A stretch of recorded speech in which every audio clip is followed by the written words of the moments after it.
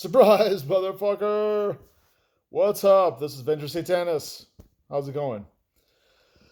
Okay, this is Sunday, and I am still exhausted. I'm going to be exhausted for a little while when it comes to role playing games because I ran 6 games over the Gamehole Con weekend. I ran 2 games on Thursday, 2 games on Friday, 2 games on Saturday. I got in for free, which isn't nothing. I sold some books, Chult books, and some of the other soft covers like How to Game Master Like a Fucking Boss, and some Alpha Blue titles, and some Chult, both of the books. So that was cool. I spent most of that money that I made on dice because I don't know. There's something wrong with me. I didn't when I was in the dealer's room. I didn't feel the need. I looked around a little bit, but I didn't feel the need to really buy any other books.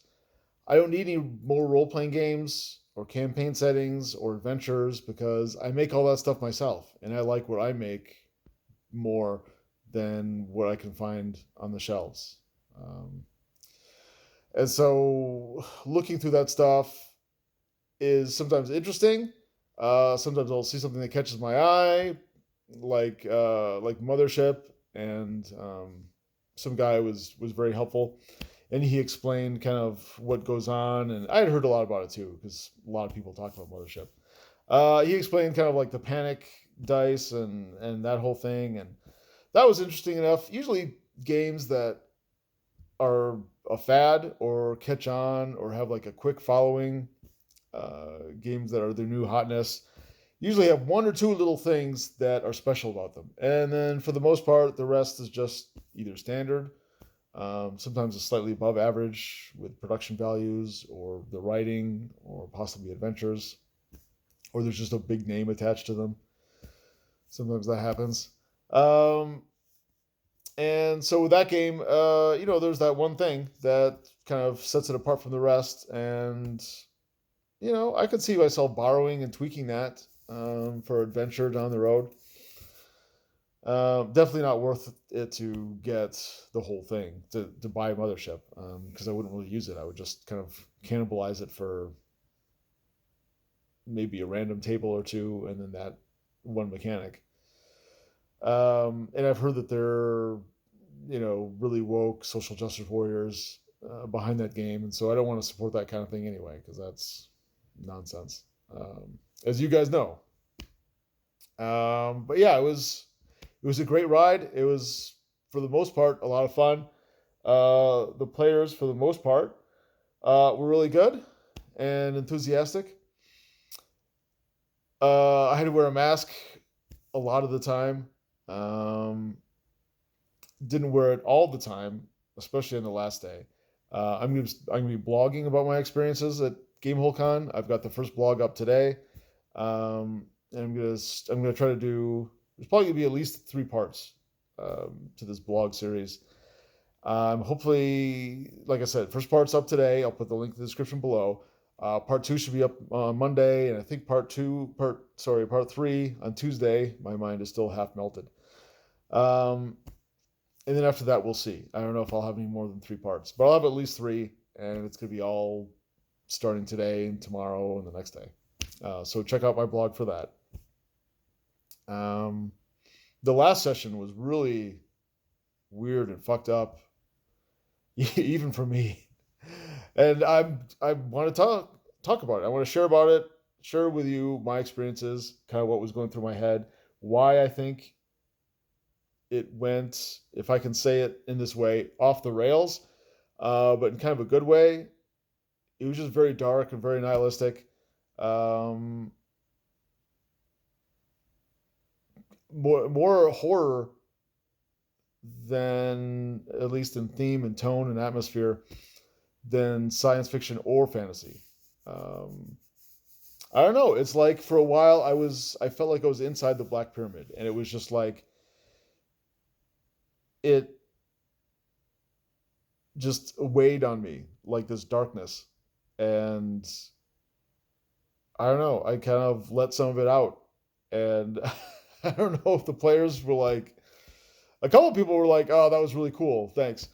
But at least I think at least 3 or 4 people were like left that table at the end of the session. They were just like either what the fuck just happened, or they were maybe disappointed, or they were just possibly angry. I don't know. They didn't really say much to me at the end. So that session in particular, I want to talk about because that was very interesting. And then on the ride home, usually I'll listen to something. I'll listen to um, driving from Madison to Sun Prairie. I'll listen to a podcast or a video or something like that. But I just kind of wanted to ruminate on that session. I just wanted to like think about it. I just wanted to like sit with it and just let my mind wander while I was driving. And actually came up with a lot of good, interesting stuff that when I got home, I wrote it all down so I wouldn't forget it. Probably stuff that's going to go in the new book, Chalt, Chartreuse Shadows, which I'm kickstarting now. So I'll put that link in the description below as well. Please go over there and back that Kickstarter because I'm trying to get, I don't know, $15,000-$20,000 so I can fund yet another hardcover book. This will be book 3, so it'll complete the trilogy. I really want to do that. I really want to make it just as awesome with production values and content as Chalt and Chalt Fuchsia Malaise. So book 3, Chalt, Chartreuse, Shadows. Yeah, share it around. Talk about with your friends, other gamers. Back it, please. If you want all 3, if you don't have all 3 books, I encourage you to back at the highest amount because that will be the best deal, the most economical, and you'll get the most bang for your buck, which you want and I want. I want you to be happy because if you're not happy, I'm not going to be happy. I think it's going to be a win-win. Okay, so yeah, blog. I'm just going to like talk about whatever, however I felt about Gamehole Con. I'm going to go into masks and the individual sessions, especially that last one. The dice, oh my God, I got so many. I went dice crazy. I had dice fever while I was at the convention. That's the only thing I bought at the dealer's room. I feel like I bought up all the dice because I got so many. I mean, obviously I didn't because there was like literally thousands of sets. One set was like fucking $4,000 for a set of like these just plain Jane metal dice. I don't know if it was tungsten or I don't know. It just looked like metal to me because I don't know anything about that stuff. But I'm like $4,000. So for $4,000, every single time I'm in the mood, that set of dice should take me in the back and suck my dick for that much money. That is fucking ridiculous. I can't even imagine that $4,000 for a set of dice, and they just look like metal.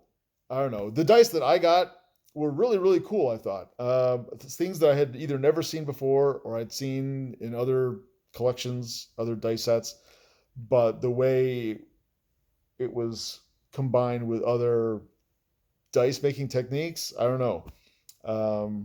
But yeah, I went crazy. I got like, I don't even know. I don't know if I got 10 sets, maybe 9 or 10 sets, like the whole weekend. And they were each between like 10 and $12. I don't usually like spending money on myself like that when I don't need it. Um, I mean, I suppose I could write that stuff off on taxes and stuff like that, but I don't know. I will show you the dice though sometime. I will have pictures on my blog, and in a couple of days I'll probably make another video, and I'll show off the dice then because I took some sets. If you watched my last video, I took some sets that I have collected over the last few years, and I used some of those at Gamehole Con this weekend, and I actually used some of the new sets as well. I think 2 of them, and the rest are just still in their little glass rectangles, and I will have to use them very soon. I hope to do some more in-person gaming soon, and I will be at Gary Con in March with dice in hand, ready to roll, and I hope to God I don't have to wear a mask. If I do, then we'll cross that bridge when we come to it. Okay, that's enough for now. Thanks for tuning in. One of these Hail Satan. And yeah, let's talk about gaming. If you were there, I would definitely love to hear your opinions too. Okay. Have a good weekend.